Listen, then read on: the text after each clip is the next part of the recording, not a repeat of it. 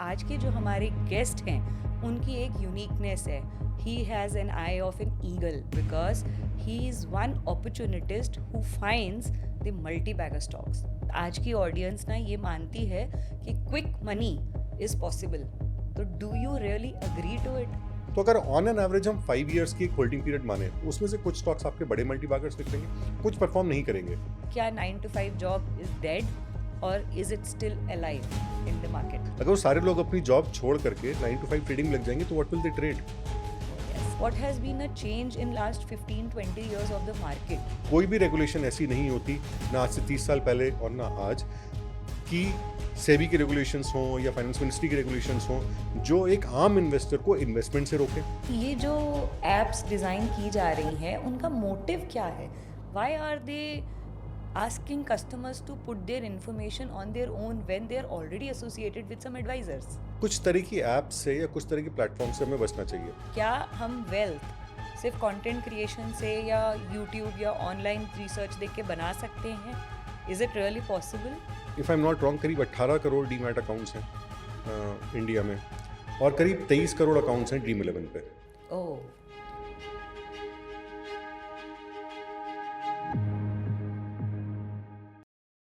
नमस्कार, मैं हूँ गरिमा और आप सबका स्वागत करती हूँ मैं अपने शो पे. आज मैं आप लोगों को शुरुआत में ना एक ग्रैटिट्यूड देना चाहती हूँ.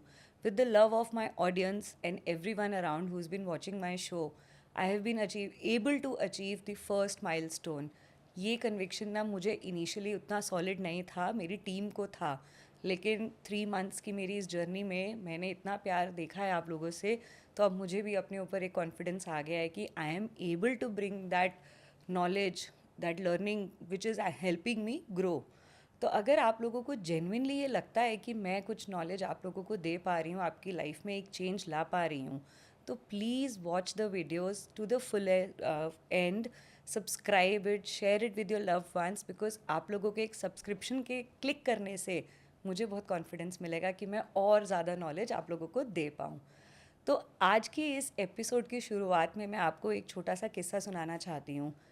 जब स्टॉक मार्केट इंडिया में इंट्रोड्यूस हुई थी, तब उस जनरेशन के लोगों ने ना ये फैक्ट बना लिया था कि स्टॉक मार्केट से पैसा कमाना आसान है. बिल्कुल आसान है, क्योंकि आज हम इसी पे बात करेंगे कि कितना आसान बन चुका है, क्योंकि बहुत नॉलेज आ गई है. मगर फिर आए बहुत सारे स्कैम्स, और उन स्कैम से एक जनरेशन ने क्लियर माइंड पुराना शिफ्ट कर दिया और अपने बच्चों को ये कहना शुरू कर दिया कि भाई स्टॉक मार्केट से दूर रहो, क्योंकि स्टॉक मार्केट फॉर्च्यून्स उड़ा देती है, घर बिकवा देती है, गाड़ी बिकवा देती है और बहुत लॉसेस देती है. यही मिथ को ब्रेक करने के लिए आज के जो हमारे गेस्ट हैं उनकी एक यूनिकनेस है. He has an eye of an eagle because he is one opportunist who finds the multi bagger stocks, an opportunity in SMEs. जो सक्सेस बनने वाली है उन्हें पता नहीं कैसे जल्दी पता चल जाता है, हमसे तो बहुत आगे चल रहे हैं वो. तो let's welcome mister Raghav Kumar. Welcome to the show sir. Thank you very much. Thank you for having me here. And Most many welcome. congratulations on a milestone. Thank you so much sir. अगर आप जैसे और experts मेरे इस show पे आएंगे और आके ऐसी इतनी एक्सपर्ट नॉलेज शेयर करेंगे तो ऑडियंस तो प्यार दिखाएगी Definitely. दिखाएगी. तो आपसे जो मेरे को शुरुआत करनी है, before we get into the deep conversation जहाँ हम भूल ही जाते हैं कि हम रिकॉर्ड भी हो रहे हैं, आप कोई ऐसे मल्टी बैगर स्टॉक्स जिन्होंने आज तक आपको 40x 20x रिटर्न्स दिए हों, वो एक जर्नी बताएं, बिकॉज आज की ऑडियंस ना ये मानती है कि क्विक मनी इज़ पॉसिबल. तो do you really agree to it? Quick money is possible और नॉट, इस पे हम बाद में आते हैं. सबसे पहले मैं एक आपको बड़े इंटरेस्टिंग स्टॉक की जर्नी सुनाता हूँ. तो देयर वाज वन कंपनी, वो अब भी काम करती है. मैं उसका नाम नहीं लेना चाहता, अदरवाइज सभी लोग उसको एडवाइस मान लेते हैं एंड हाँ वो जी. कभी फ्रेंजी बाइंग उस पर शुरू हो जाएगी. Yes. So there is a company, वो काफ़ी छोटी कंपनी थी आज से करीब 4-5 साल पहले. और उस समय मार्केट्स भी एक बुल रन की शुरुआत के बिल्कुल मुंह पे बैठे हुए थे. The bull run had not started exactly. But when I was studying that company, infrastructure theme से रिलेटेड वो कंपनी है. डायरेक्टली इंफ्रास्ट्रक्चर में नहीं है, कि वो ऐसा नहीं कि वो बिल्डिंग्स बनाते हैं या वो खुद रोड्स बनाते हैं या किसी भी तरह का इंफ्रास्ट्रक्चर ले डाउन करते हैं, बट वो काफ़ी सारा सामान बनाते हैं जो कि इंफ्रास्ट्रक्चर में यूज़ किया जाता है. मतलब इंफ्रास्ट्रक्चर कंपनीज उसको यूज़ करती हैं जो ये कंस्ट्रक्शन का या इस तरीके का काम करती हैं. Related company. रिलेटेड कंपनी है. उसका बिजनेस मॉडल जब मैंने स्टडी करा तो I found it very interesting. मुझे लगा कि कोई भी कंपनी काम करे, इस तरह के सामान की तो ज़रूरत उनको पड़ेगी, जो हुँ। भी ये मशीनरी बनाते हैं इस तरह के सामान की उनको ज़रूरत पड़ेगी। तो ऐसे बिजनेस की सस्टेनेबिलिटी काफ़ी अच्छी है और काफ़ी लॉन्ग टर्म है। उसके बाद मैंने उसकी मार्केट पेनिट्रेशन को थोड़ा सा स्टडी करा। मैंने देखने की कोशिश करी कि कहाँ कहाँ ये अपना मशीनरी वगैरह सप्लाई कर चुके हैं और किस किस रिलेटेड फील्ड्स में डाइवर्सिफाई कर रहे हैं। जब मैंने उसको स्टडी करा, मैंने सरप्राइजिंगली उनके मशीनरी को रोड्स पे भी देखा। तो कई ब्रांडिंग आपको विज़िबल हो गई उनकी। हाँ, उनकी ब्रांडिंग विज़िबल थी और कई स्टेट्स में जैसे घूमते-घामते उनकी मशीनरी इधर-उधर दिख जाती थी। एक आध और लोगों से बात हुई तो मैंने पर्टिकुलर पूछा, मैं कहा उसका कभी देखा है रोड पे चलते हुए? कभी कोई सामान या कोई चीज़ दिखी? बोले हाँ, दिखा तो है, ऐसा कुछ है तो। जब उसकी कंपनी की मैंने मार्केट कैप देखी, उसका बिज़नेस मॉडल देखा और उसकी जिस तरीके से वो रेवेन्यूज़ जनरेट कर रही है, वो सारी चीज़ देखी और आने वाले ग्रोथ प्रॉस्पेक्ट्स को समझने की कोशिश करी, तो मुझे यहाँ पे एक मिसमैच दिखाई दिया। मुझे ऐसा लगा कि मार्केट अभी इसको पूरी जस्टिस नहीं दे रहा है, इन्वेस्टर्स इसको पूरी जस्टिस नहीं दे रहे हैं, ये अभी भी डिस्कवर हुई नहीं है कंपनी।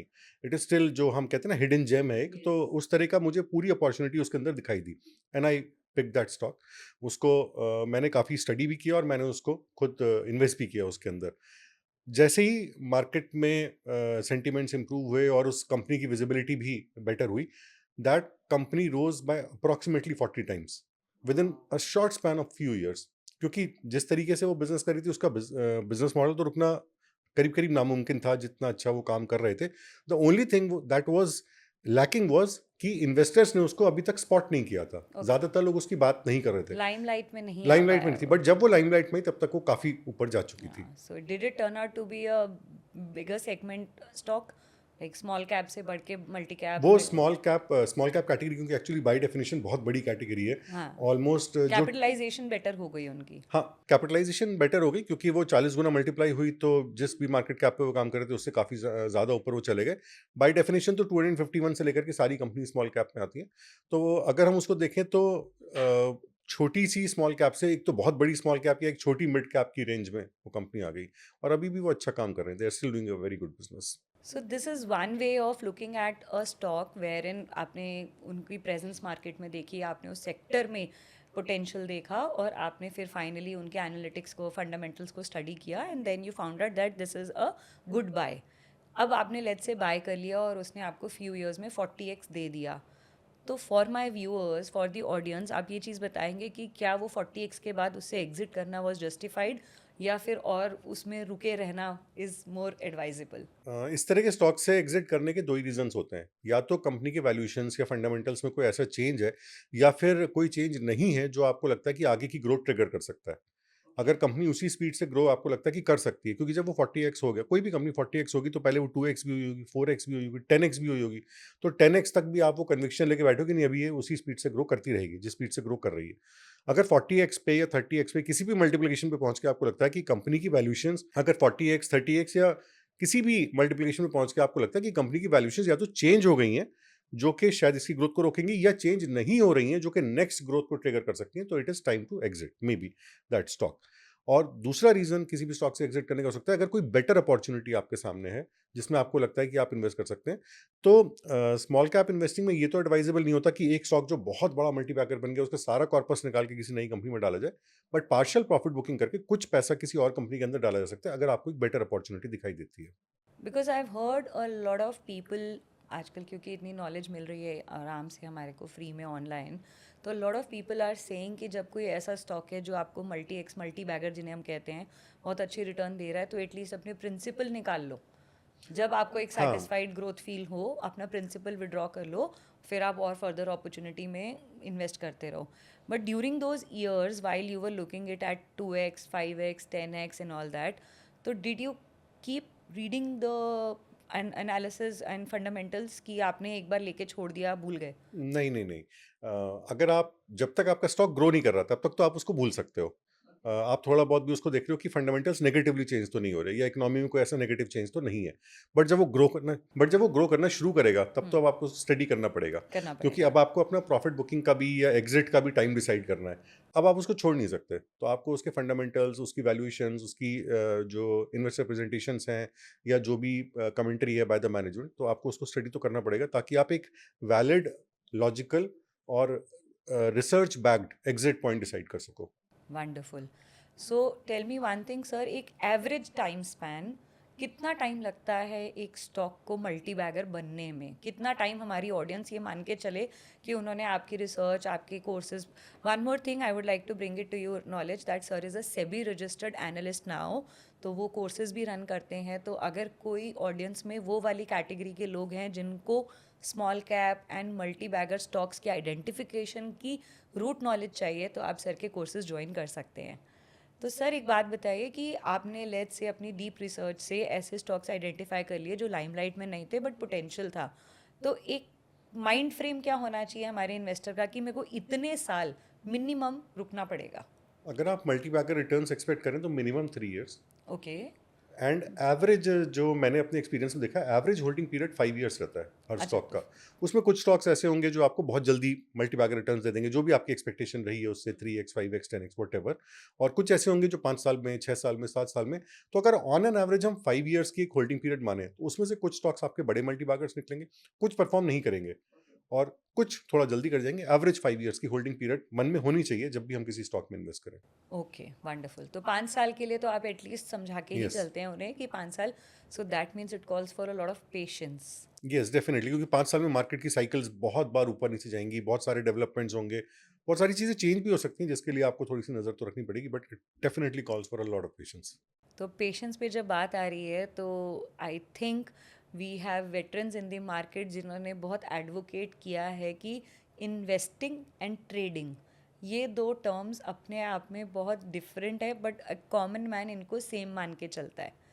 तो क्या डिफरेंशिएट करता है इन दोनों को कि इन्वेस्टिंग को आप एडवोकेट करते हैं या ट्रेडिंग को एडवोकेट करते हैं? इन्वेस्टिंग और ट्रेडिंग में अगर डिफरेंस समझना है तो बहुत ही सिंपल से टर्म्स में हम समझ सकते हैं कि ट्रेडिंग में आप पूरी तरीके से फोकस्ड होते हो स्टॉक की प्राइस पे। आपको कोई मतलब नहीं होता स्टॉक का नाम एबीसी है, डीईएफ है, एक्स वाई जेड है, कुछ भी हो सकता है। वो कोई कार बनाते हैं या वो कोई ग्रीन एनर्जी में है, आपको इससे भी मतलब नहीं होता। आप सिर्फ स्टॉक की प्राइस पे फोकस्ड होते हो। आपके पास एंट्री लेवल डिसाइडेड होता है, एग्जिट लेवल डिसाइडेड होता है, and the so called stop loss is also decided. वो प्राइस के हिसाब से आप चलते हैं, whatever indicators and whatever charts you are following. When you come to fundamentals, when you come to investing is purely based on fundamentals, valuations। वहाँ पे आपको प्राइस का नहीं पता होता कुछ भी, प्राइस उसकी XYZ कुछ भी हो सकती है। ना आपको एंट्री पॉइंट पता होता है, ना आपको एग्जिट पॉइंट पता होता है, ना आप स्टॉप लॉस का तो कोई मतलब ही नहीं होता। आप सिर्फ देखते हो कि कंपनी की जो वैल्यूएशन है आज की डेट में, क्या वो जस्टिफाइड है। अगर आपको लगता है कि वो जस्टिफाइड नहीं है, कंपनी को वैल्यूएशन उतनी नहीं दी जा रही जितनी उसकी आज के टाइम में होनी चाहिए, और आने वाले समय में ये वैल्यूएशन यहाँ से भी ऊपर जा सकती है, ये कंपनी इससे भी ज़्यादा ग्रो कर सकती है, तो वहीं पे जैसे मैंने कहा कि वो आपको दिखाई देगा कि कोई मिस प्राइस हो रही है, यहाँ पे कोई चीज़ है जो मिसिंग है, and those are the opportunities जो आपको ट्रैक करनी है। तो when you are focused on price it is trading, when you focus on valuations then it is investing. जब आपने वैल्यूएशन डिसाइड कर ली तब आप देखते हो अच्छा इसकी प्राइस चल क्या रही है, लेना कितने में है। ओके। तो अगर मैं ट्रेडिंग की बात करूँ तो it is a very contradictional question, तो आप मुझे इस पे जवाब दीजिएगा।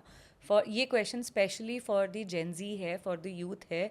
क्या 9 to 5 जो जॉब है, is it done now because everybody is following in love with the stock market? So what do you advise on this कि क्या 9 to 5 जॉब इज़ डेड और is it still alive in the market? अच्छा, मैं आपसे एक question पूछता हूँ कि what is the stock market made up of. Stock market में आखिर है क्या? स्टॉक मार्केट में स्टॉक्स हैं। स्टॉक्स हैं, स्टॉक्स हैं, एग्जैक्टली यस। वहाँ पे स्टॉक्स हैं, और वो सारे स्टॉक्स किसी ना किसी कंपनी को रिप्रेजेंट करते हैं, यस। और वो सारी कंपनीज में 9 to 5 जॉब चलती हैं। वो सारी यस। कंपनीज में एम्प्लॉयज कोई होते तो हैं, काम मैनेजमेंट्स कर होते रहा हैं, है, कोई तो somebody काम is working। करता है, सबमिटी इज वर्किंग। अगर वो सारे लोग अपनी जॉब छोड़ करके 9 to 5 ट्रेडिंग लग जाएंगे तो what will they trade? Oh yes. There will be no stocks, there will be no companies, there will be nothing, stock market will cease to exist. तो 9 to 5 जॉब तो कभी भी नहीं जा सकता, बिकॉज वो आपकी ग्रोथ से रिलेटेड है पूरी तरीके से, आपकी पर्सनल ग्रोथ, आपके पर्सनल डेवलपमेंट से, साथ ही साथ आपकी कंट्री के, आपके नेशन के डेवलपमेंट से, और उस सेक्टर के डेवलपमेंट से। तो I don't know how justified it is to leave your 9 to 5 job and run towards trading, जिसके लिए आप बचपन से पढ़ते आए हो, आपने ट्रेनिंग ली है, वो चीज़ अचानक से आप छोड़ करके और आप एक ऐसे फील्ड में जाना चाहते हैं जो कि बिना उस 9 to 5 जॉब के एग्जिस्ट नहीं कर सकता। Of course very wonderfully shared with this. तो मैं भी इस बात को बहुत अच्छे से इंटरप्रेट कर सकती हूँ कि जब 9 to 5 जॉब आपकी एक अपनी पोटेंशियल है और आप अपने उस पर्टिकुलर फील्ड में मास्टर हैं और आप उस जॉब को कर रहे हैं, उससे जो फिर आप एक इनकम अर्न कर रहे हैं, आई थिंक उससे अगर आप ट्रेडिंग करें, इन्वेस्टिंग करें, so that will make more money for that you. Makes sense. Learning करो और जी। इन्वेस्ट करो या ट्रेड करो। बट अपना काम छोड़ के कोई दूसरा काम पकड़ लेना, मैं सिर्फ ट्रेडिंग के लिए नहीं कह रहा, कोई भी और कोई चीज़ कर लेना एक्सपाइजेड जिसमें आपकी उतनी एक्सपर्टीज नहीं है, तो I hmm. Don't think so that is justified.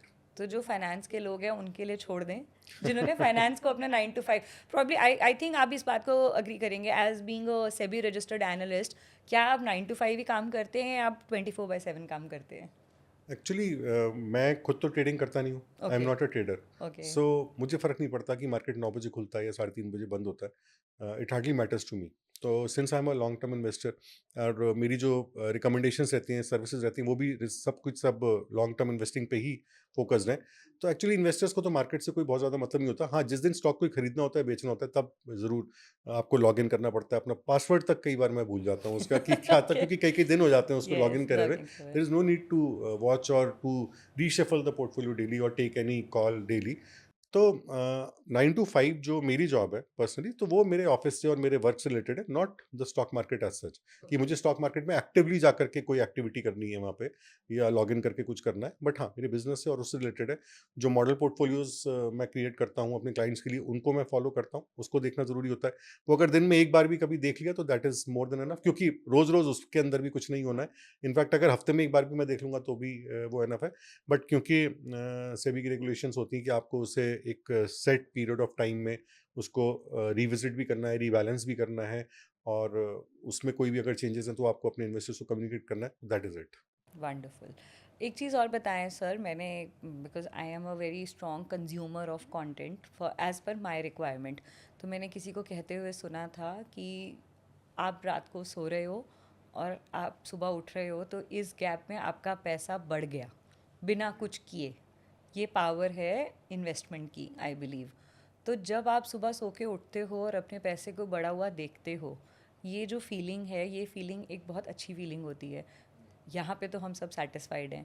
What if जब आप रात को सोए और सुबह उठे और बहुत कुछ रेड में दिखा है, मार्केट्स डाउन है, प्रॉबेबली आजकल अगर हम ये बात करें तो we are shooting in that direction, time of year जब भी मार्केट्स ना परफॉर्म नहीं कर रही है, तो उन लोगों के लिए जो इस टाइम पे थोड़ा सा पैनिक कर चुके हैं कि इन अब आने वाले टाइम में क्या होने वाला है, कैसे रिटर्न्स बनेंगी, और जो खो चुके हैं हम पैसा वो वापस कैसे आएगा, उसके बारे में आप क्या कहना चाहेंगे? ये जो लाइन आपने कही ना कि आप जब सो रहे हो उस समय पैसा बनना चाहिए, तो इसको वॉरेन बफेट ने बहुत ज्यादा बोला था कि if you can't find a way to make money while you sleep you will never get rich. But ये मेटाफोरिकली है। यस। ऐसा नहीं कि आप रोज रात को सोओगे और सुबह पैसा बढ़ा हुआ मिलेगा क्योंकि यस। हाँ, but this is a metaphor. इसका मतलब है कि आपने इन्वेस्ट करा, उसके बाद आप सो जाओ। इन्वेस्ट करने के बाद सोने का मतलब है उसको देखना बंद कर दो रोज ऑन रोज। अ डेली हाँ, बेसिस। उसको इग्नोर करना शुरू करो। आप उस learn learn to ignore your portfolio, क्योंकि जब तक आप उसे इग्नोर नहीं करोगे, आप रोज देखोगे you will start committing mistakes. तो आप उसको जब इग्नोर करते हो, सपोज आपने 2 महीने, 3 महीने, 6 महीने, एक साल उसको इग्नोर करा, that is the time you are sleeping, metaphorically sleeping. ऐसा नहीं कि आप सो रहे हो, आप अपने काम पे जा रहे हो। सडनली एक साल बाद आप जगते हो और कहते हो कि मैं अपना पोर्टफोलियो जरा देख तो लूँ उसके अंदर हो क्या रहा है। फिर जब आप देखते हो और आप देखते हो अच्छा कुछ स्टॉक्स मेरे बढ़े हैं, कुछ स्टॉक्स मेरे नीचे गए हैं, कुछ स्टॉक साइडवेज हैं, तब एक वो निकल कर आता है और तब शायद आपको खुशी होती है। बट अगर रोज रात को उठने के बाद सुबह हम ये सोचेंगे कि उसमें कुछ चेंजेस होंगे पोर्टफोलियो के अंदर, तो आई थिंक शॉर्ट टर्म में सिर्फ नेगेटिव चेंज हो सकता है पोर्टफोलियो के अंदर। अगर कुछ भी हो सकता है, they can not be any substantial positive gain as such. Agreed, I totally agree. So guys please आप ध्यान से सुनिएगा, उन्होंने ये बात बोली है कि पैसे बनते सोते सोते बढ़ते हैं, पर उन्हें बढ़ने को मौका तो दो। रोज़ देखोगे खुद ही की नज़र लगा लेते हैं हम अपने पैसे पे। तो I agree, but then what do you recommend right now for the people who have not seen a growth in the last 1.5 year? What should be they doing now? कितना वेट करें और क्या स्ट्रैटेजी करें अगर portfolio में थोड़ा बहुत changes करें? Because I am a mutual fund advisor myself, तो मेरे को भी अपने क्लाइंट्स को बहुत समझाना पड़ता है। आप म्यूचुअल फंड को बहुत एडवाइस करते हैं, तो क्या ऑडियंस के लिए कुछ ऐसा बताएं कि आने वाले 1 साल, 2 साल, 3 साल में हमें क्या करना चाहिए? हम जो भी पैसा स्टॉक मार्केट में इन्वेस्ट करते हैं, जैसे आप म्यूचुअल फंड्स का आपने जिक्र किया, तो म्यूचुअल फंड्स का भी पैसा इक्विटीज में चला जाता है, अलग अलग मार्केट कैप्स में और उसमें। तो जो भी पैसा हम इन्वेस्ट कर रहे हैं स्टॉक मार्केट के अंदर, उसका सिर्फ एक ही लक्ष्य होता है कि वो आगे जाके बढ़ेगा। तो जब आगे जाके बढ़ेगा, मान लीजिए कोई स्टॉक 100 रुपए का है, तो आप उसे 110 में खरीदना पसंद करोगे या 90 में? डेफिनेटली आप 90 में खरीदना पसंद करोगे और आज वही टाइम चल रहा है। आज आपको 100 की चीज़ 90 में मिल रही है। आज आपको कम में मिल रही है for no reason at all. कोई भी ग्लोबल कोई जना कुछ बोल रहा है, कभी टैरिफ्स लग रहे हैं या कहीं कोई वॉर हो रही है, जिसका डायरेक्ट या इनडायरेक्ट कंसर्न हमारे साथ है। बट अगर हमारी इकोनॉमी की वैल्यूएशंस इंटैक्ट हैं और उस सेक्टर की वैल्यूएशंस इंटैक्ट हैं, जिस कंपनी में हम इन्वेस्ट कर रहे हैं उसकी वैल्यूएशंस इंटैक्ट हैं, तो आई थिंक ये तो एक सेल का टाइम है। इसको टेक्निकली इन्वेस्टिंग भाषा में फेज ऑफ एक्यूमुलेशन बोला जाता है। जिस समय आप सिर्फ स्टॉक्स इकट्ठे करते हो, तो जितना लंबा समय ये चलेगा फेज ऑफ एक्यूमुलेशन, उतने दिन तक आप गिरे हुए दामों पे स्टॉक्स को बाय कर पाओगे, उन स्टॉक्स को जिनको आप बाय करना चाहते हो, उन कंपनीज को जो आपको अच्छी लगती हैं। तो ये तो मुझे लगता है कि बहुत अच्छी अपॉर्चुनिटी है कि आपको गिरे हुए और लोअर प्राइसेस पे आपको चीज़ मिल रही है। जैसे जैसे मार्केट्स की साइकिल चेंज होगी और बुल रन में मार्केट्स आएंगे दोबारा से, जो भी हमारे चारों तरफ थोड़ा बहुत बज़ और कन्फ्यूजन चल रहा है इकोनॉमिकली ग्लोबली, वो सेटल डाउन होगा तो markets again next bull run की तरफ जाएंगे। बट उस समय बुल रन का फायदा तो आपको तब मिलेगा ना जब आज आपने कुछ खरीद के रखा हो, आपकी पोर्टफोलियो में कोई चीज़ हो। अगर मार्केट कंटिन्यूस बुल रन में रहेगा तो कोई भी जना पैसा नहीं बना पाएगा इसके अंदर, बिकॉज फिर तो हर स्टॉक भागता ही चला जाएगा। It will be impossible to catch any stock. और इस तरह के फेजेस का आना, जो जिसको हम बियरिश मार्केट कहते हैं या साइडवेज मार्केट बोलते हैं, तो इस तरह के फेजेस का आना इट इज़ वेरी गुड। यहाँ पे आपको बहुत अपॉर्चुनिटी मिलती है, आराम से आप साल भर बैठ करके रिसर्च कर सकते हो, आराम से आप पोर्टफोलियोज क्रिएट कर सकते हो। और आप काफ़ी देर is no hurry right now, तो आराम से आप सेक्टर्स को देखो, गवर्नमेंट पॉलिसीज़ को स्टडी करो। वो सारे काम जो आप बुल रन में नहीं कर पाते हो बिकॉज स्पीड इतनी ज़्यादा तेज़ होती है, वो अब करने का टाइम है। Okay, noted.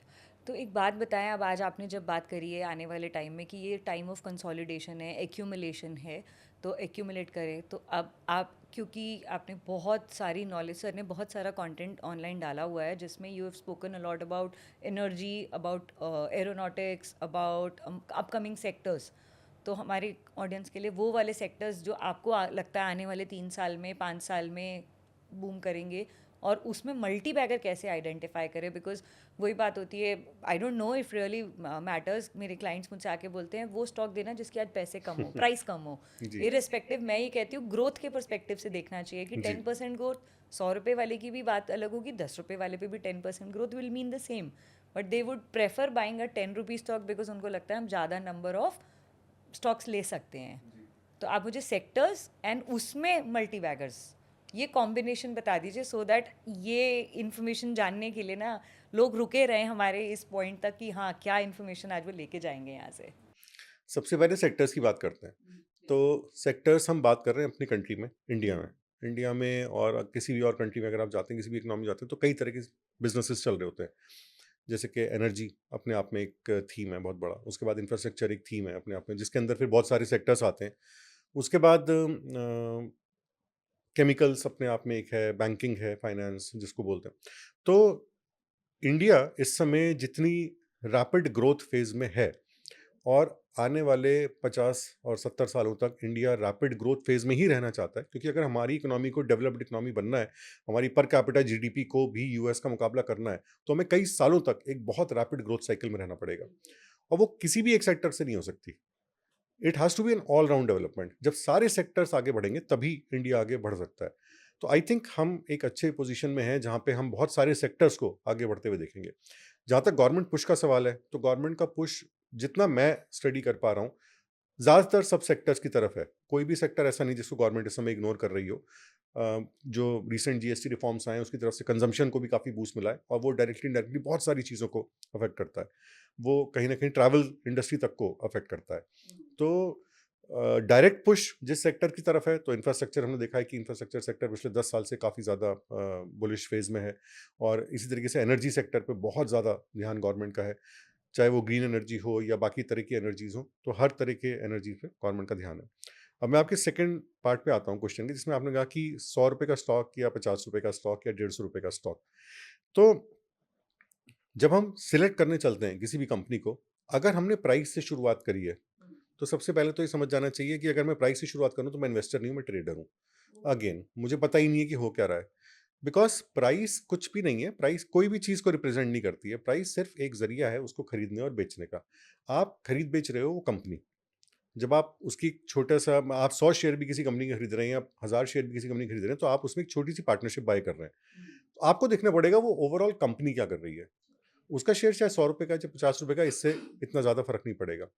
आपको देखना पड़ेगा कंपनी का साइज़ कितना बड़ा है। जो मार्केट कैप उस कंपनी की है, उसके हिसाब से आपको उसकी वैल्यू को पहले जस्टिफ़ाई करना पड़ेगा, उसकी वैल्यूएशन को जस्टिफ़ाई करना पड़ेगा।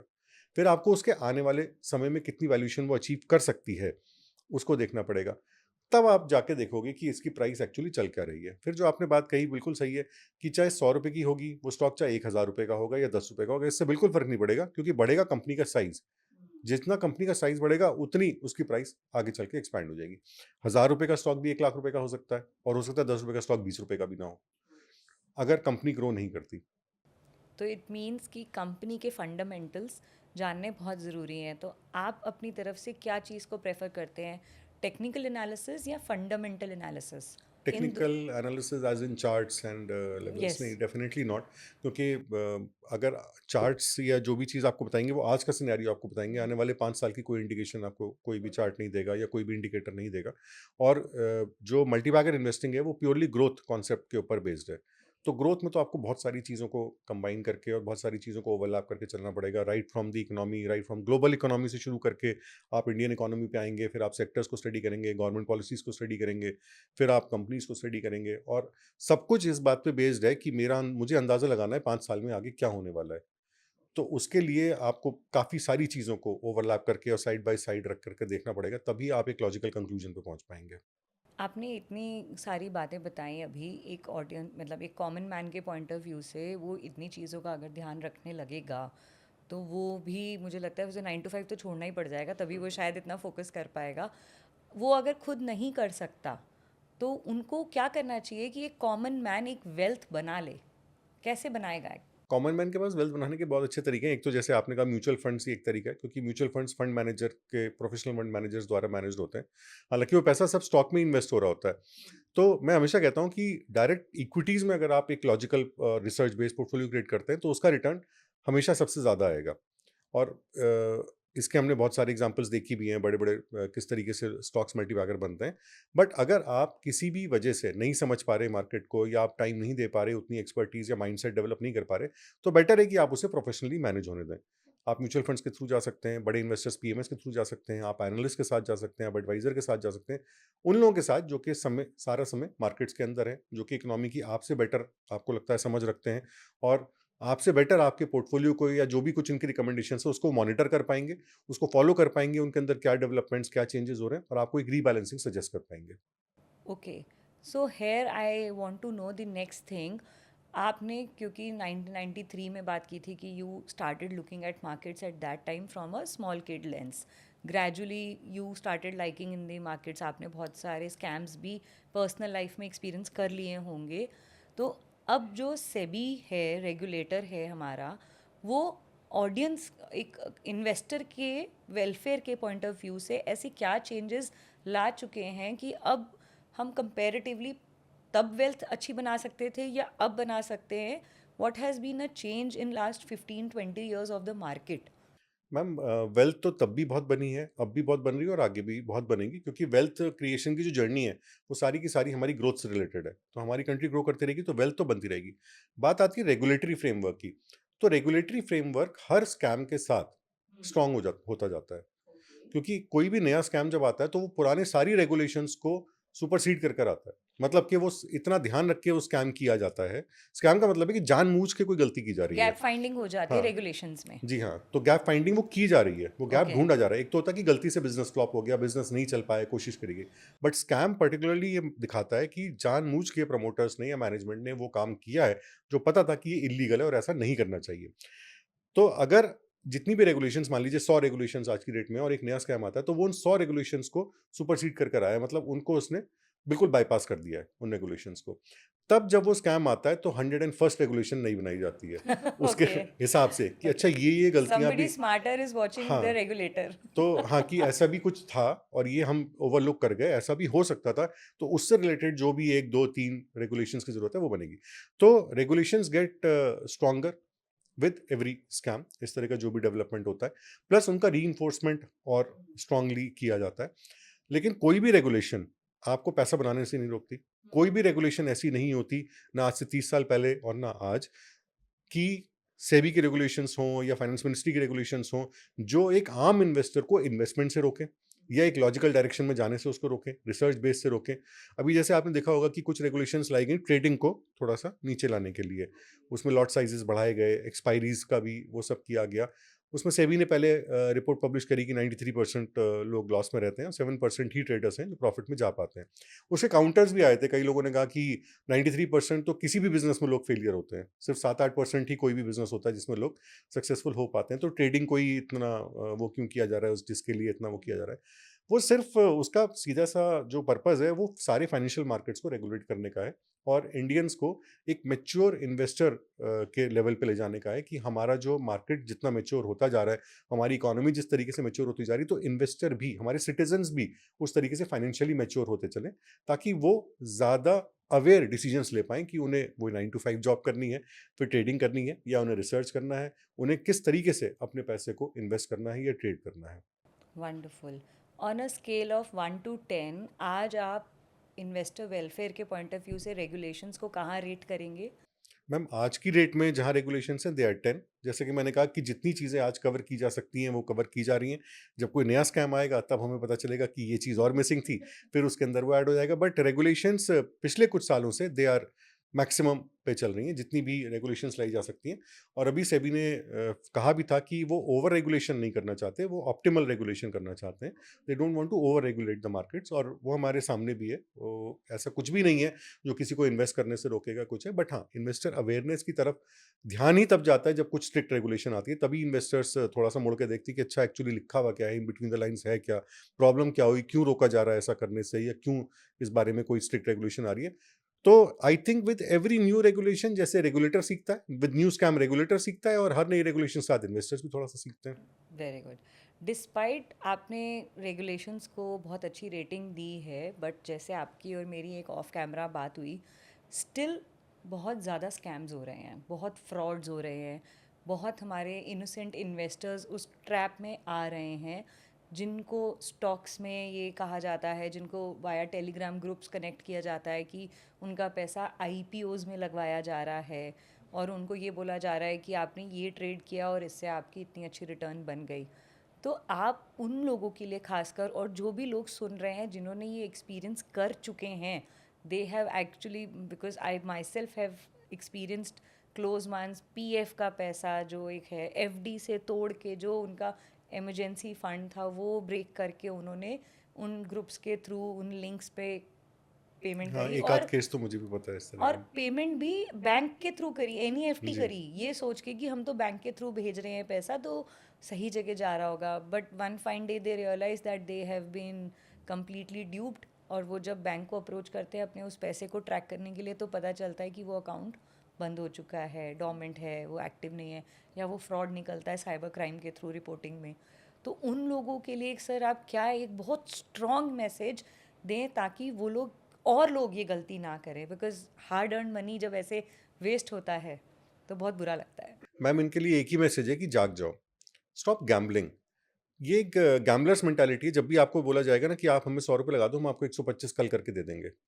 इस चीज़ को मुझे लगता है कि इस ल्योर से बचना शायद आम आदमी के बस की बात नहीं है। और जब तक ये ल्योर चलती रहेगी, जब तक इस तरह का लालच दिया जाएगा और लोग इस तरह के लालच में ट्रैप होते रहेंगे, ये स्कैम आते रहेंगे। ये स्कैम कोई नया स्कैम नहीं है। इस तरह के स्कैम्स पिछले 50 साल से चल रहे हैं। The lure of quick money, और ऐसा बड़ी-बड़ी फर्म्स में हुआ है, ऐसा बहुत बड़े-बड़े बिज़नेसेस तक में हुआ है। और इसके लिए रेगुलेटर भी कुछ नहीं कर सकता, क्योंकि आदमी अपनी इच्छा से वहाँ जाकर के पैसे दे रहा है। जब आपने पैसे दे दिए हैं, जब वो स्कैम हो गया है, वो अकाउंट बंद हो गया, उसके बाद आप साइबर सेल में जाके कंप्लेंट करते हो कि मेरे साथ साइबर क्राइम हो गया है, फ्रॉड हो गया है। फिर आप उसको जो पुलिस है या जो भी है रेगुलेटरी बॉडी उसको ढूँढती है, बट तब तक तो वो क्राइम हो चुका होता है। तो आई थिंक कि इतनी सारी रेगुलेशंस हैं, इतना ट्रांसपेरेंट आज की डेट में सारी चीज़ें हैं। आप किसी भी एनालिस्ट को या किसी भी एडवाइज़र की, किसी भी सेबी रजिस्टर्ड एंटिटी की आप डिटेल्स जाके सेबी पे चेक कर सकते हैं। आप उनके जो वेरिफाइड वेबसाइट्स हैं वो तक वहाँ मेंशन्ड होती हैं, उनकी ईमेल्स मेंशन्ड होती हैं, फ़ोन नंबर्स मेंशन्ड होते हैं। सारी की सारी इन्फॉर्मेशन मेंशन्ड होती है। उनकी ऑफ़िशियल वेबसाइट्स पे जा कर के आप वहाँ से उनके जो ऑफ़िशियल नंबर्स हैं वो निकाल सकते हैं, आप उनसे बात कर सकते हैं, मेल के थ्रू कॉन्टैक्ट कर सकते हैं।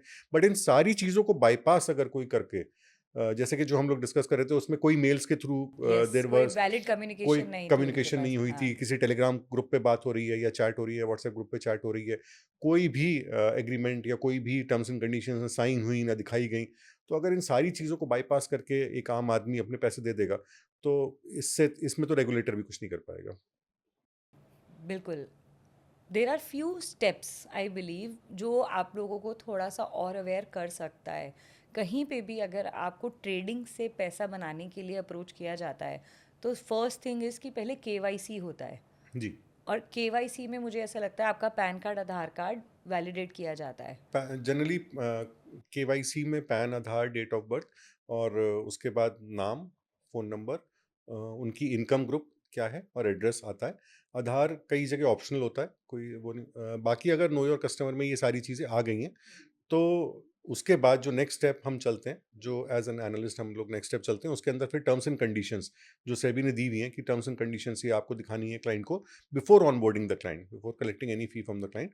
तो वो उनको दिखा करके उनसे वो एक्सेप्ट करते हैं उन टर्म्स एंड कंडीशंस को, एंड देन उसके बाद कोई भी सर्विस उनको दी जा सकती है। ओके।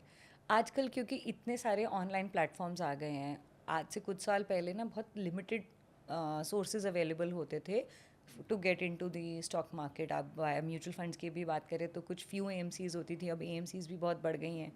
बहुत सारे प्लेटफॉर्म्स आ गए हैं, ऑफलाइन ऑनलाइन वाला सिंपल सिस्टम चेंज हो चुका है। अब हर चीज़ डिजिटलाइज हो गई है, घर बैठे बैठे आपका अकाउंट कोई भी एक्टिवेट करा सकता है। उनको फिजिकल मीटिंग करने की भी आई थिंक आज ज़रूरत नहीं है। तो ये सब को देखते हुए आप क्या रेकमेंड करते हैं कि किन प्लेटफॉर्म्स के पास जाना चाहिए? क्या हमारी पर्सनल इन्फॉर्मेशन आजकल इतनी एड्स आ जाती हैं सोशल मीडिया के थ्रू, क्या हमें ये बोला जाता है कि आप एक, I would not like to name anything, कि अपना पोर्टफोलियो यहाँ डालो, यहाँ डालने से आपको सारा पता चल जाएगा कि आपके फंड्स ठीक है या नहीं ठीक हैं, और उसके बेसिस पे आप अपना पोर्टफोलियो चेंज कर सकते हो। तो ये जो एप्स डिज़ाइन की जा रही हैं उनका मोटिव क्या है? Why are they asking customers to put their information on their own when they are already associated with some advisors? कुछ तरह की ऐप से या कुछ तरह की प्लेटफॉर्म से हमें बचना चाहिए। अगर कोई प्लेटफॉर्म आपको सस्ते के चक्कर में आपको ल्योर दिख रहा है कि यहाँ बहुत सस्ता है और वहाँ पे कर सकते हैं, तो थोड़ा-सा आप कॉशियस हो सकते हैं। पहले तो पता करने की कोशिश करिए जेन्युइन प्लेटफ़ॉर्म है या नहीं। ये कैसे पता करें? This is one one of the key things which a common man is not able to get it. नहीं, जैसे मैंने बताया आपको कि आपको सेबी की वेबसाइट पे उस रजिस्टर्ड एंटिटी की वेबसाइट का पता चल सकता है। ओके। तो उनकी जो रजिस्टर्ड वेबसाइट है, वहाँ से जा कर के आप उन लिंक्स को फॉलो कर सकते हैं।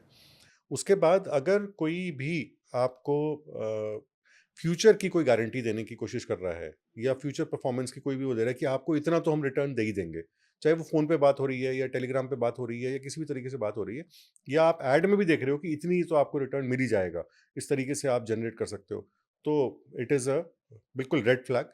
यहाँ पे ऐसा कोई भी गारंटेड सिस्टम नहीं सिनेरियो होता, नहीं है कोई जहाँ। सिनेरियो नहीं होता, और रेगुलेटर ने तो बहुत स्ट्रिक्टली बोल रखा है कि आप आगे के लिए तो कुछ बोल ही नहीं सकते हैं।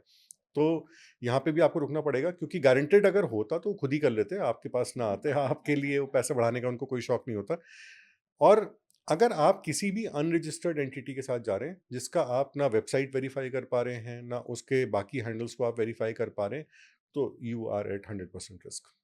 तो आप अपनी कैपिटल लूज़ करने के बहुत हाई पोटेंशियल रिस्क बहुत पे हाई हैं। पोटेंशियल पे आप बैठे हुए हैं, और इसमें मेरे ख्याल से किसी की भी गलती नहीं है। One has to be cautious enough my himself कि अगर आप ज़्यादा returns, I think it is the returns which get attracted to a customer. हाँ, जैसे कि मैंने कहा ना कि 100 रेगुलेशंस को बायपास करके कोई नया स्कैम आता है, बट यहाँ पे 100 रेगुलेशन को खुद इन्वेस्टर बायपास कर रहा है। ओके। बहुत ज़्यादा इन्फॉर्मेशन क्योंकि आजकल मिल रही है, इतने कंटेंट क्रिएशन चल रही है फाइनेंस की फील्ड में, क्योंकि पेनिट्रेशन लो है हमारे इंडिया में। और ये कहा जाता है कि अभी भी बहुत लोग ऐसे बैठे हुए हैं जिन्होंने इन्वेस्टमेंट को अभी तक रूटीन लाइफ में पार्ट नहीं बनाया नहीं है बनाया। अपना। तो आप इस बात पे क्या प्रोक्लेम करेंगे कि क्या हम वेल्थ सिर्फ कंटेंट क्रिएशन से या यूट्यूब या ऑनलाइन रिसर्च देख के बना सकते हैं? Is it really possible? Ma'am, जैसे कि म्यूचुअल फंड्स और डीमैट्स वगैरह की बात होती है, वहीं से आपका वेल्थ क्रिएशन शुरू होता है। तो आप डीमैट खोलोगे तो तभी आप या तो म्यूचुअल फंड्स में इन्वेस्ट करोगे, आप स्टॉक्स में इन्वेस्ट करोगे। तो मेरी, if I am not wrong, करीब 18 करोड़ डीमैट अकाउंट्स हैं इंडिया में, और करीब 23 करोड़ अकाउंट्स हैं ड्रीम इलेवन पे। ओह, तो ओके, यानी कि वो वॉलंटरी गए हैं, हाँ, वो वॉलंटरी गए हैं और यहाँ पे इतनी सारी जो एडवाइजरी है। फाइनेंशियल एडवाइजरीज हैं और जो रेगुलेटरी बॉडीज हैं, सरकार है, वो समझा समझा के हार गए, तब जाके तो 18 करोड़ अकाउंट खुले यस। और उसमें से भी ज़्यादातर पोस्ट कोविड खुले हैं, जब हम्म। दिखाई दिया कि मार्केट भागता रहता है, यहाँ पे पकड़ लो उसको। अब बात आती है कि क्या हम यूट्यूब पे या सोशल मीडिया पे देख करके हम वहाँ से पैसा बना सकते हैं? पैसा तो बनेगा, आप नहीं भी देखोगे तो भी बन जाएगा, अगर आप खुद भी इन्वेस्ट कर लोगे तो भी बन जाएगा, सोशल मीडिया पे आप देखोगे तो शायद आपको 4 बातें नहीं पता चल जाएँगी। बट कितने दिन में आप कितना पैसा बनाना चाह रहे हो, किस स्पीड पे आप चलना चाह रहे हो, वो स्पीड आपको वॉच करनी पड़ेगी। मान लीजिए मैं भी यहाँ बैठ कर के अगर ऐसे बोलता हूँ कि अगर आप हमारी सर्विसेज़ लेंगे और जो है मैं आपको हर साल 100% रिटर्न दे सकता हूँ, सुनने में बहुत अच्छा लगेगा। और आपके हाँ, फॉलोअर्स भी बढ़ेंगे। बिल्कुल मेरे फॉलोअर्स बढ़ेंगे और हो सकता है ये जो जितने लोग इस समय वीडियो देख रहे हैं, कुछ लोग फँस भी जाएँगे इस ट्रैप यस, में। But yes. सोचने वाली बात ये है कि क्या मैं सच में 100% का रिटर्न दे सकता हूँ?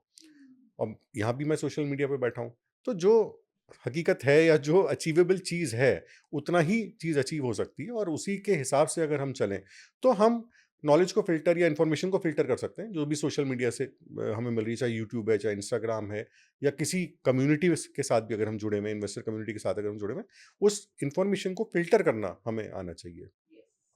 आपने अपनी जर्नी में, क्योंकि आप बहुत ही पेशेंस के साथ इन्वेस्टमेंट को फॉलो करते आ रहे हैं, मल्टी बैगर तो आइडेंटिफाई कर लेते हैं, एसएमईज में भी आपका ट्रस्ट है, क्या आपने अपने पूरे ड्यूरेशन में लॉसेस, ऐसे लॉसेस एक्सपीरियंस किए हैं जिसके बाद आपको ये लगा हो कि I should be out of this stock market, I am not a right fit into it? ऐसा फील हुआ है आपको हाँ कभी? जी मैम, जब भी मैंने ट्रेडिंग करने की कोशिश करी है तो मेरे को हमेशा यही फ़ील हुआ है कि I okay, am in the wrong place. Okay. So जैसे कि मैं अभी आपसे डिस्कस कर रहा था थोड़ी देर पहले, तो देयर वाज़ अ टाइम जब मैं that was many years back, जब मैं ट्रेडिंग भी करता था और इन्वेस्टिंग तो खैर रहती है क्योंकि stock market is about stocks, it's about companies, it's about investments. तो मैंने ये रियलाइज़ किया कि मैं ट्रेडिंग कर रहा हूँ तो मैं लॉस में जा रहा हूँ और मैं कितना भी उसको अपनी ट्रेडिंग स्ट्रैटेजी को ट्वीक करने की कोशिश कर रहा हूँ, चेंज करने की कोशिश कर रहा हूँ, but it is not working out for me. तो despite you are so knowledgeable and you हाँ, आर लाइक, आपकी तो एक्सपर्टीज ही सारी इनकी रिसर्च में है। जी ma'am, to be very honest मैं ट्रेडिंग कोड को क्रैक नहीं कर पाया। सो नहीं कर हाँ, पाए, मुझे ओ नहीं पता माय। कि हाउ ट्रेडिंग कैसे की जाती है। तो मैंने कहा ठीक है, that is not for me and I shifted completely to investing. और इन्वेस्टिंग में अगर आप स्टॉक वाइज़ बात करोगे तो हाँ, देयर आर फेलियर स्टोरीज़। मेरे अपने पर्सनल पोर्टफोलियो में भी बढ़िया फेलियर स्टोरीज़ हैं कुछ, जो नहीं परफ़ॉर्म करा जिन्होंने। बट अगर आप ओवरऑल रिटर्न्स की बात करोगे तो इन्वेस्टिंग में it is next to impossible कि आप लॉसेस लोगे। अगर आप लॉन्ग टर्म इन्वेस्टर हो और पेशेंटली आप इन्वेस्ट करते हो और आप रिसर्च बेस्ड पोर्टफोलियो क्रिएट करते हो, नॉट न्यूज़ बेस्ड या किसी स्टॉक के चारों तरफ हाइप हुई आपने उसको क्रिएट करा, या आप एक डाइवर्सिफाइड एक वेल बैलेंस पोर्टफोलियो क्रिएट करते हैं, तो it is next to impossible कि लॉन्ग टर्म में आप लॉस लेंगे इन्वेस्टिंग में। तो दैट मीन्स सर ने बहुत आराम से एक चीज़ क्लियरली तो बोल दी है कि अगर आप वैल्यू बेस्ड इन्वेस्टमेंट करेंगे, रिसर्च बेस्ड इन्वेस्टमेंट करेंगे, तो लॉस होने का चांस नील ही कह दिया है उन्होंने। और अगर वो कह रहे हैं तो ही please trust him, because he is, SEBI ने इन्हें रजिस्ट्रेशन दे दिया है, यही सोच के तो दिया होगा ना कि ही इज़ टॉकिंग राइट। तो आई अब मुझे बताएं, क्योंकि I really want to bring things to the ears of people. हमारे पास इस टाइम पे क्रिप्टो है, हमारे पास इस टाइम पे गोल्ड सिल्वर की बहुत आवाज़ आ रही है, हमारे पास इस टाइम पे आईपीओज बहुत सुनने में आ रहे हैं ऐसी कंपनीज़ की जिनके offer for sale is more important, या वो कोर कंपनी की फंक्शनैलिटी के लिए पैसा ले रहे हैं। इतनी बड़ी यूनिवर्स है हमारे फाइनेंस की।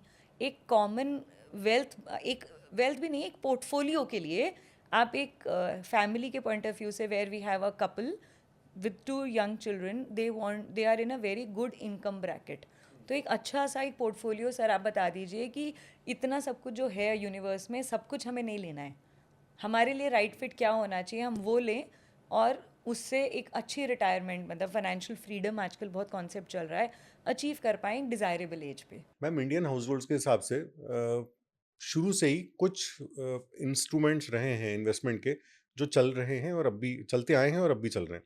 एक तो प्रॉपर्टी, तो प्रॉपर्टी तो मुझे लगता है कि जिस घर में हम रहते हैं या जो ऑफिस हमारा होता है वो इन्वेस्टमेंट काफ़ी होता है। बाकी हाँ, किसी के पास काफ़ी ज़्यादा एक्स्ट्रा पैसे हैं तो उनका प्रॉपर्टी का भी पोर्टफोलियो होता है। बट आई थिंक वो बहुत लिमिटेड पॉपुलेशन है जो लोग इस तरह का पोर्टफोलियो बना पाते हैं। The next instrument is gold. Gold traditionally Indians we love gold, we love the yellow metal, और वो चाहे वो रिंग हो, चाहे वो कड़ा हो या गले में चेन हो, एंड इट इज़ देयर, मतलब gold. Every, I think every Indian you will see with हाँ, सम मिनिमम गोल्ड तो मिलेगा। बिल्कुल, we are fixated to gold, तो हम्म। हर आदमी को सोना तो खरीदना ही है, तो गोल्ड। बट जाने-अनजाने में वो एक इन्वेस्टमेंट बन जाता है। Because it beats inflation. तो कोई भी चीज़ जो इन्फ्लेशन को बीट करती है वो इन्वेस्टमेंट होता है।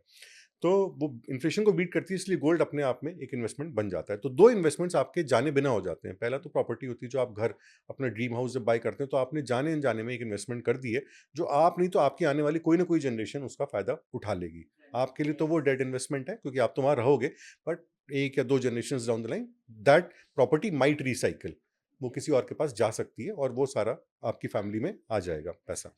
द नेक्स्ट इन्वेस्टमेंट जो बना, गोल्ड बना, वो अगेन आप इकट्ठा करते रहते हो and you pass it on to your next generational generation. Gift है ये। हाँ, वो धीरे धीरे बढ़ता चला जाता है। यस। इसके बाद आते हैं, ये तो पैसिव इन्वेस्टमेंट्स हुए, हमारे बिना पता चले हमें हो गए। Then we come to the active investment, जो हम वेल्थ क्रिएशन के लिए करेंगे। उसके अंदर हमारे पास अब तक सिर्फ दो ही प्रूवन तरीके हैं। One is mutual funds, another is stocks. मुझे नहीं लगता कि कोई भी और इसके अलावा कोई तरीका है जिसको हम वैलिडेट कर सकें पिछले 25 साल पे या पिछले 30 साल पे, जिसने इंडियन सिनारियो में पैसे बना के दिए हों। तो आप एफडी को इसमें नहीं कंट्रीब्यूट एफडी इज करेंगे? Not an investment, FD is a saving, क्योंकि वो इन्फ्लेशन को बीट नहीं करती। हम्म। एफडी का जो रियल रिटर्न है, तो anything which is not beating inflation, उसका रियल रिटर्न अगर इन्फ्लेशन और टैक्सेस हटा करके आपको बीट नहीं कर पा रहा, टैक्सेस हटा करके इन्फ्लेशन को बीट नहीं कर पा रहा, तो that is a saving, that is not an but investment. I am sure आपको कोई तो नंबर पता ही होगा ना। इस टाइम पे बहुत लोग बात कर रहे हैं कि अ lot of money is parked into FDs and unclaimed FDs. बहुत बहुत फैमिली का पैसा वहीं पे पड़ा हुआ है and it's a big number. There is a lot of money which is parked in unclaimed FDs. There is a lot of money which is parked in unclaimed insurances. वो ऐसा भी बहुत सारा पैसा है जो है, और वो मेरे ख्याल से जो हमारी फाइनेंशियल मिस्टेक्स रही हैं 2-3 जनरेशन पहले की, एक नॉर्मल इंडियन की, उसकी वजह से ये सब कुछ है। बट हाँ, इंडियंस को अब एक इन्वेस्टमेंट और सेविंग में डिफरेंस तो समझना पड़ेगा।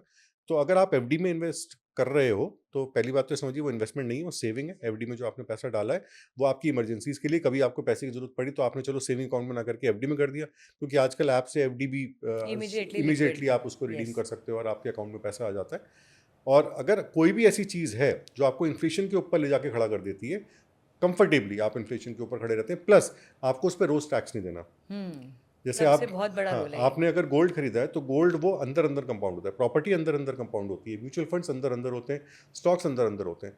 वहाँ पे आपको रियल कंपाउंडिंग मिलती है। आपको हर बार उस पर टैक्स नहीं देना, नोशनल वैल्यू पे टैक्स नहीं देना, Got it. जब तक कि वो रियलाइज नहीं किया जाएगा। अनलाइक एफडी जिसमें हर फाइनेंशियल ईयर जिसमें के वो टीडीएस कट रिटर्न्स जाएगा के टाइम आपको। पे हाँ, आपको आपका टीडीएस डिक्लेयर कर ही देता है कि आपके पास इतनी एफडीज पड़ी हैं। द डिफरेंस इज कि एफडी में जो भी इंटरेस्ट मिलता है वो रियलाइज होता है। वो हर साल रियलाइज होता है, Realize वो आपको होता है। दिया जाता है और वो फिक्स्ड है, वो अब कम नहीं हो सकता। बट स्टॉक्स में और इस तरह के इन्वेस्टमेंट्स वो फ्लक्चुएट करते हैं, तो till you realise, till you sell that asset, आपको उसका नहीं देना। तो आई थिंक वो सबसे बड़ी कंपाउंडिंग आपको बना करके देता है। तो आपने तीसरा जो मतलब आपने बताया रियल एस्टेट, आपने बताया गोल्ड, जो कि हर हाउस होल्ड के पास मेजरली बनी जाता है पैसिवली। फिर आपने बताया म्यूचुअल फंड और स्टॉक्स। तो एक नेसेंट इन्वेस्टर जिसने अभी बिल्कुल स्टार्ट ही किया है इन्वेस्टिंग को, और वो स्टॉक से भी अट्रैक्ट हो रहा है, म्यूचुअल फंड से भी अट्रैक्ट हो रहा है, तो कोई ऐसे 3 पैरामीटर्स जो आप रेकमेंड करेंगे म्यूचुअल फंड में सिलेक्शन के लिए कि आराम से आप लें और लेके एक अपना, let's say I have a 50,000 rupees a monthly contribution for my investments. 50,000 आप इन्वेस्ट करना चाहते हो? यस, 50,000 रुपये आज मेरे पास, और मुझे आज से अपनी जर्नी स्टार्ट करनी है इन्वेस्टमेंट की। This is my disposal income which I am left with every month. तो ये हमें कहाँ कैसे एलोकेट करूँ इस 50,000 को? सबसे पहले ना उस 50,000 को इन्वेस्ट करने से पहले 2-4 दिन अपनी साइकोलॉजी पे काम करना पड़ेगा। मतलब you to find out your emotional question. आपको इमोशनली देखना पड़ेगा आप कंफर्टेबल कहाँ पे होने वाले हो। पैसा दोनों स्टॉक्स में ही जाने वाला है, चाहे वो म्यूचुअल फंड के थ्रू जाएगा या आप डायरेक्ट करोगे, पैसा सारा का सारा स्टॉक्स में ही जाएगा।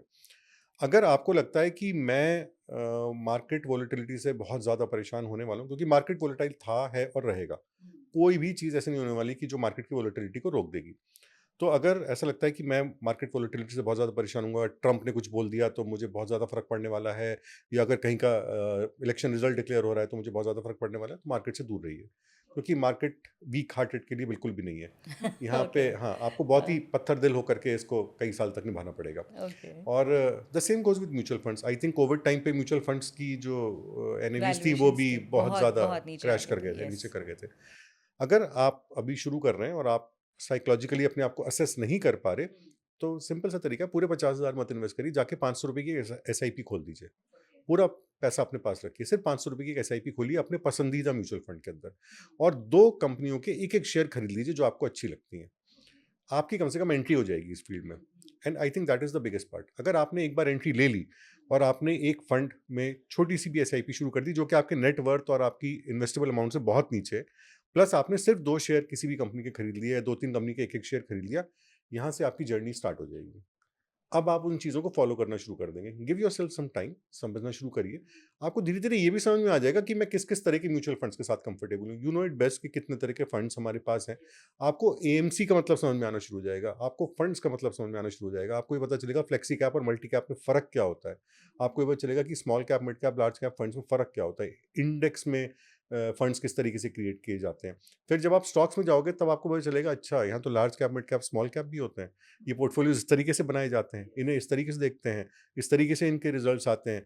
जब आप इन सारी चीज़ों के साथ फेमिलराइज होते हो और इसमें ज़्यादा टाइम नहीं लगेगा, देन आई थिंक आप बेटर डिसीजन ले पाएंगे कि आप किस डायरेक्शन में जाना चाहते हैं। दोनों तरफ जाना चाहते हैं, किसी एक तरफ जाना चाहते हैं। So that will give you a very clear picture कि what works for you and what is your best deal to get into it. तो आप उस हिसाब से आप एडवाइस करते आप हैं स्कैम कि से भी बचे रहोगे, आसानी से स्कैम, कोई आपको यस स्कैम भी नहीं यस, कर पाएगा। बिल्कुल बिल्कुल। तो आप एक बात बताएं सर, वन माई मतलब before we go reach towards the closure of the conversation today, क्योंकि ऑलरेडी आपने हमें बहुत सारी फंडामेंटल इन्फॉर्मेशन दे दी है कि एक सिंपल इन्वेस्टर कैसे अपनी जर्नी को क्रॉस कर सकता है। बिकॉज मैंने ये भी कहीं पे सुना था कि ये इन्वेस्टमेंट और स्टॉक्स जो भी है एक जर्नी है, एक बार इस पर चढ़ जाओगे ना तो बस रास्ता चलते जाओगे, डेस्टिनेशन जी, कब मिल जाएगी आपको पता नहीं चलेगा। डेस्टिनेशंस मिलती जाएंगी, चेंज होती जाएंगी, यस, उतरने की जरूरत नहीं पड़ेगी। हाँ, और आई थिंक एवरी डेकेड एक ह्यूमन लाइफ में ना डेस्टिनेशन चेंज होती है। For a person who is in 20s he has different needs, person who is in 30s, who is in 40s, definitely. सबकी डेस्टिनेशंस फाइनेंशियल अचीवमेंट की अलग अलग हैं। फाइनेंशियल फ्रीडम आजकल एक जो कॉन्सेप्ट चल रहा है कि एक अर्ली एज पे अचीव कर लेना चाहिए, अगर पर पॉइंट इज़ कि आपने वो फाइनेंशियल फ्रीडम अचीव भी कर ली बहुत सारे पैसे जोड़ने के बाद, आप अल्टीमेटली उस पैसे से फिर करोगे क्या? काम तो करना ही है, खाली तो नहीं बैठ सकते हो। तो आप क्या इसको एडवोकेट करते हो कि अर्ली फाइनेंशियल फ्रीडम हर एक को एम करना चाहिए? फाइनेंशियल फ्रीडम और फाइनेंशियल इंडिपेंडेंस, ये 2 टर्म्स हैं। ओके, और फाइनेंशियल फ्रीडम को हम लोग कंफ्यूज करते हैं कि हम रिटायर हो जाएंगे, जल्दी रिटायर हो जाएंगे। फाइनेंशियल हाँ, फ्रीडम का मतलब है कि मैं सारे काम छोड़ दूंगा, मेरे पास इतना पैसा आ गया कि अब मैं चलता रहूँगा। But do you really want to retire? सबसे पहला सवाल तो ये होता है, why do you want to retire early? ऐसी क्या मुसीबत आ गई कि आप रिटायर होने से सारे काम छोड़ना चाहते हो? सही पहली बात बात है। तो ये। दूसरी बात, आई थिंक अब more practical definition of financial freedom is कि जब आपको फ्लाइट का टिकट कराने से पहले ये ना देखना पड़े कि कब ये सस्ती है, कब महंगी है।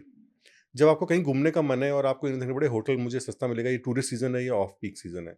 आपका बाहर खाना खाने का मन है तो आप अपने पसंद के रेस्टोरेंट में जाओ, आपको उसके मेन्यू कार्ड पे राइट साइड पे ना देखना ना पड़े कि ये देखना डिश कितने पड़े, की है। यस। तो that is financial freedom. Financial freedom is not sitting at home. घर बैठ करके कभी फाइनेंशियल फ्रीडम अचीव नहीं होती।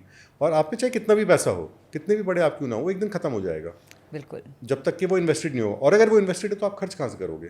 खर्चे में कहाँ से पैसा आएगा? क्योंकि वो तो इन्वेस्टेड है, अंदर अंदर चल रहा है, आपके पास तो नहीं आ रहा वो। तो I think financial freedom, financial independence are one and the same thing. बस उसको समझने का तरीका ये सोच के करा जाए कि मुझे रिटायर होना है, मुझे घर बैठना है, बल्कि मैं अब अपनी फाइनेंशियल लायबिलिटीज आराम से पूरी कर सकता हूँ। मैं किसी से मुझे उधार लेने की जरूरत नहीं है, काम तो मैं करूंगा ही। Being dependent on your job और being dependent on your work is not bad.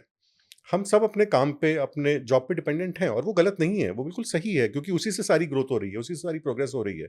तो घर बैठ करके अगर आप साइड हो करके फाइनेंशियल फ्रीडम अचीव करना चाहते हैं तो good luck with that. Wonderful wonderful. तो सर ने बहुत अच्छे से एक्सप्लेन किया है ये। I really love the analogy he has given कि ऐसी क्या मुसीबत आन पड़ी है जिससे आपको फाइनेंशियली फ्री होना है।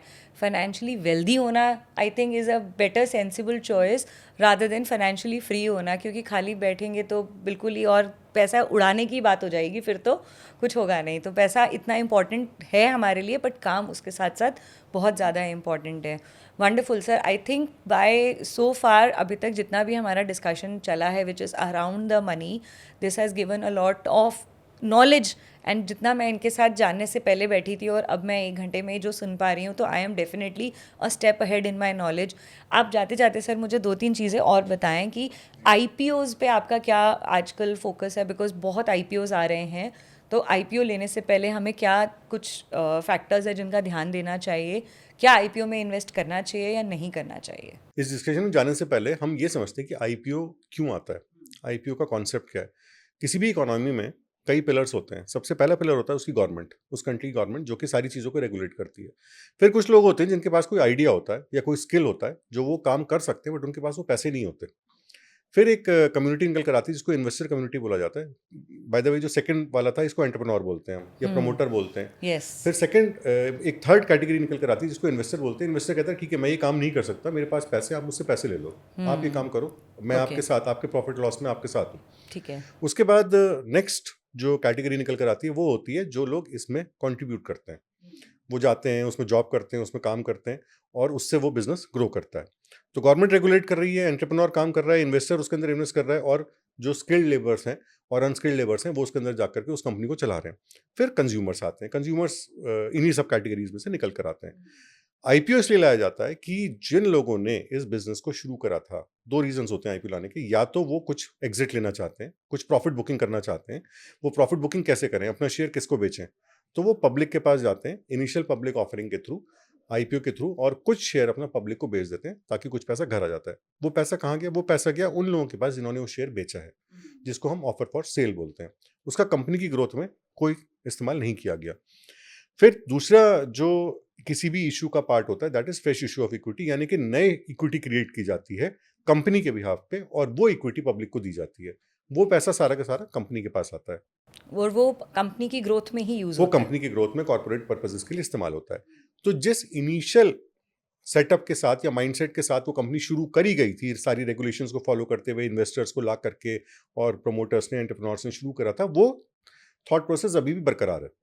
यानी कि अभी भी और ग्रोथ वो लेना चाहते हैं, इसलिए उस आईपीओ को ला रहे हैं क्योंकि कंपनी को वो और ग्रो कराना चाहते हैं। अगर ये थॉट प्रोसेस मिसिंग है उस आईपीओ के अंदर, ये कंपोनेंट मिसिंग है या वो कंपोनेंट बिल्कुल नेग्लिजिबल है, तो आई थिंक ऐसे आईपीओ से हमें थोड़ा दूर रहना चाहिए। पहले उसको लिस्ट हो जान दें, देख लेते हैं कि कंपनी कितना परफॉर्म करती है, क्योंकि उस आईपीओ के आने ना आने से कंपनी पे कोई फर्क नहीं पड़ने वाला, कंपनी की वैल्यूएशंस पे कोई फर्क नहीं पड़ेगा। कंपनी जितना बिजनेस कर रही थी उतना ही बिजनेस करेगी। बट अगर वो पैसा कंपनी के इस्तेमाल में लिया जा रहा है तो कंपनी की वैल्यूएशंस चेंज हो जाएंगी। कंपनी या तो एक्सपेंशन में जाएगी, नई फैक्ट्रीज लगाएगी, कुछ भी नया प्रोडक्ट बनाएगी, तो वहां से उसकी वैल्यूएशन और डीपन हो सकती है। Then you can think of applying in such IPO. फिर आप हाँ सोच सकते हो कि यार मार्केट में आने से पहले ही मैं इसके अंदर अप्लाई कर दूं, तो उसको अप्लाई करने का तरीका आईपीओ में ही अप्लाई करना होता है अगर आप उसके शेयर होल्डर बनना चाहते हैं। But in the first category जहां पे आपको लग रहा है कि कंपनी के अंदर बहुत ज्यादा कुछ नहीं होने वाला, तो थोड़ा वेट करना बेटर है। वेट करना चाहिए। Wonderful, it's a very deep insight. अगर आप लोगों को बहुत बहुत उन्होंने बहुत ही अंडरलाइन स्टेटमेंट में बहुत क्लियरली बता दिया है कि आईपीओ कब लें और कब ना लें, बिकॉज आजकल आईपीओ की बौछार चल रही है और सर की तो एक्सपर्टीज़ ही है कि वो पहले से ही भांप लेते हैं कि क्या आने वाला है, कौन से सेक्टर ग्रो करने वाले हैं। तो उनके and you should definitely follow his page because he is very updated in terms of giving right information through short videos, long videos, and he shares a lot of upcoming stock news. तो अब closure की तरफ sir मुझे एक चीज़ ये बताएं, India being a still developing economy, on the contrary US is a developed economy. US is a product based country, India is a service based country. आप इन दोनों के कंटेक्स्ट में ग्रोथ के पॉइंट ऑफ व्यू से हमारे investors के लिए क्या मैसेज देना चाहेंगे? इंटरनेशनल इक्विटी की तरफ फोकस रखें या इंडिया में ही उतना पैसा बना लेंगे? तो हम कंपेयर करते हैं यूएस और इंडिया को। जैसे कि यूएस की जो भी इकोनॉमी जिन फैक्टर्स के ऊपर चलती है, इंडिया की इकोनॉमी जिन फैक्टर्स पे चलती है, एज एन इन्वेस्टर ग्रोथ तो यूएस भी करे, ग्रो यूएस भी करेगा और इंडिया भी करेगा, बट एज एन इन्वेस्टर हमें ज़्यादा फर्क पड़ेगा रेट ऑफ ग्रोथ से। रेट ऑफ ग्रोथ इंडिया में ज़्यादा है क्योंकि हमारी अभी डेवलपिंग इकोनॉमी है, तो डेवलपिंग इकोनॉमी ज़्यादा रेट ऑफ ग्रोथ से, ज़्यादा रेट से ग्रो करेगी। We have more scope of development. We have all the scope for development, क्योंकि हमारे और उनके बीच में बहुत बड़ा गैप है। हम जब इकोनॉमी को कंपेयर करते हैं तो हम देखते हैं कि वो 32, 33 या $35 ट्रिलियन के पास हैं और हम लोग हैं अप्रॉक्सीमेटली 4.5 ट्रिलियन पे टोटल इकोनॉमी। बट जब हम बात करते हैं पर कैपिटा जीडीपी की, जब हम बात करते हैं तो हमारे और उनके बीच में काफ़ी ज़्यादा डिफरेंस है। तो उनकी जो हमारी जो per capita GDP that is around $2500 और उनकी उससे बहुत ज़्यादा है। तो जो एक्चुअल गैप ब्रिज होना है वो ये पर कैपिटा जीडीपी का होना है, नॉट दी ओवरऑल इकोनॉमी। जब हमारा पर कैपिटा जीडीपी का गैप ब्रिज हो जाएगा तो हम दुनिया की सबसे बड़ी इकोनॉमी बन जाएंगे, क्योंकि हमारी पॉपुलेशन बहुत ज़्यादा है। अगर हम उतनी पर कैपिटा जीडीपी अचीव कर पाते हैं जितनी यूएस की है, तो will be many times that of US because of the population. तो जितना रेट ऑफ ग्रोथ इंडिया में अभी रहेगा आने वाले कई सालों तक, कई डिकेड्स तक, तो मुझे नहीं लगता कि कोई भी कंट्री उसको मैच कर पाएगी। तो आई थिंक हमें इंटरनेशनल इकोनॉमी का इक्विटी का एक्सपोजर चाहिए या नहीं चाहिए तो एक इंडिविजुअल डिसीजन है। बट जहां तक बात है इंडियन मार्केट्स की, तो I don't see any problem in Indian markets for the next many decades. तो he is very optimistic about the Indian growth story and believe me, आप लोग अगर इंडिया में रह के इंडिया की ग्रोथ स्टोरी को ट्रस्ट करेंगे और इतनी सारी उन्होंने एक way of investing, way of trading की ऑप्शंस बताई हैं, वो सब फॉलो करेंगे तो आप बहुत जल्दी अपने आप को 1 करोड़ और 10 करोड़ 100 करोड़ माइलस्टोन को अचीव करता देख पाएंगे। लास्टली सर, यहाँ से 2025 से हम 2030 में क्या एक नंबर प्रोजेक्ट कर रहे हैं? हमारी निफ्टी कहाँ होगी, हम कितने ट्रिलियन पे होंगे और हमारा क्या सेंसेक्स होगा? Approximate number, I would not से, प्लीज़ ये डिस्क्लेमर के साथ हम बता रहे हैं कि ये कोई गारंटेड नंबर ये नहीं सिर्फ है, अंदाजे हैं। अंदाजे हैं, बट फिर भी एक प्रोजेक्शन, क्योंकि आप इतना रिसर्च करते हैं तो एक कॉन्फिडेंस के लिए कि उसके आसपास हम पहुंच जाएंगे। इस समय हम लोग करीब 4 सवा 4 ट्रिलियन डॉलर्स पे हमारी इकोनॉमी है, और 2027 तक हम 5 ट्रिलियन डॉलर्स को हिट करेंगे। 26-27 तक ही होगा जहाँ तक है। और 2030 तक अगर सब कुछ ठीक रहा एंड हम लोग 8 to 10% का एक रेट ऑफ ग्रोथ मेंटेन कर पाती है हमारी जीडीपी, तो हम 7 ट्रिलियन डॉलर्स की इकोनॉमी को हिट करेंगे। अगर हम 7 ट्रिलियन डॉलर्स की इकोनॉमी को हिट करते हैं तो निफ्टी उस समय इजीली 50,000 को क्रॉस कर जाएगी। वाह। और वैसे तो जो बड़े बड़े एनालिस्ट का कहना है और बड़े बड़े इन्वेस्टर्स का कहना है, वो ये कहते हैं कि नेक्स्ट ईयर यानी कि 2026 में सेंसेक्स 1 लाख को कहीं ना कहीं क्रॉस करेगा। ऑलरेडी 85,000 का तो हाई हम बना चुके हैं, तो बहुत बड़ा नंबर नहीं है, हार्डली 20% भी नहीं बढ़ना। और निफ्टी अगर 50,000 को क्रॉस करती है तो सेंसेक्स भी 2 लाख को क्रॉस कर सकता है उस समय। हाँ, और 2030 ये में। मेरे हिसाब से जितनी बड़ी इकोनॉमिक एक्सपेंशन की हम बात कर रहे हैं, कंजर्वेटिव नंबर्स हैं। It is very much possible कि सेंसेक्स 3 लाख को क्रॉस कर जाए और निफ्टी 75,000 को क्रॉस कर जाए। ये बहुत ज़्यादा पॉसिबल है। बट हाँ, कंजर्वेटिव एस्टिमेट्स भी अगर हम चलें तो कम से कम यहाँ से निफ्टी डबल होगा जिस लेवल पे अब है, आने वाले 5 सालों के अंदर। और अगर निफ्टी डबल होता है, यानी कि अगर मार्केट्स डबल होते हैं, तो सेक्टर्स की ग्रोथ तो अनप्रेसिडेंटेड होगी। वाह वाह वाह, दिस इज़ अमेजिंग। इतना अच्छा लगता है ना जब फाइनेंस के लोग बैठ के इतनी पॉजिटिव बात करते हैं और इतनी अच्छी एनर्जी ट्रांसफॉर्म करते हैं। आपने अगर ये पॉडकास्ट यहाँ तक सुना है तो बहुत स्ट्रॉन्ग कॉन्फिडेंस के साथ आज ही कूद पड़ो मार्केट में। बहुत सारे सोर्सेज हैं आपके पास इन्वेस्टमेंट के, और आप फर्दर और क्या जानना चाहते हैं? आप ये चाहते हैं कि सर के साथ हम दोबारा आएँ बिकॉज उनकी फंडामेंटल एनालिसिस बहुत स्ट्रॉन्ग है, और किन क्वेश्चंस के आंसर्स आप ढूंढ रहे हैं जो आपके लिए इन्वेस्टिंग जर्नी को आसान कर देंगे, please do mention in the comment section. Again I am saying, do subscribe the channel and do keep watching the upcoming shows. हम बहुत सारे एक्सपर्ट्स को लेकर आएंगे जिससे आपकी नॉलेज और आपकी अपनी पर्सनल लीडरशिप क्वालिटीज़ को बहुत इन्हांसमेंट मिलेगी। Thank you so much sir Thank you for very giving much. All your precious Thank you time, for having me. and I really look forward to see you again with the Sure, second me too. episode with us. Thank you. Thank you. Thank you so much.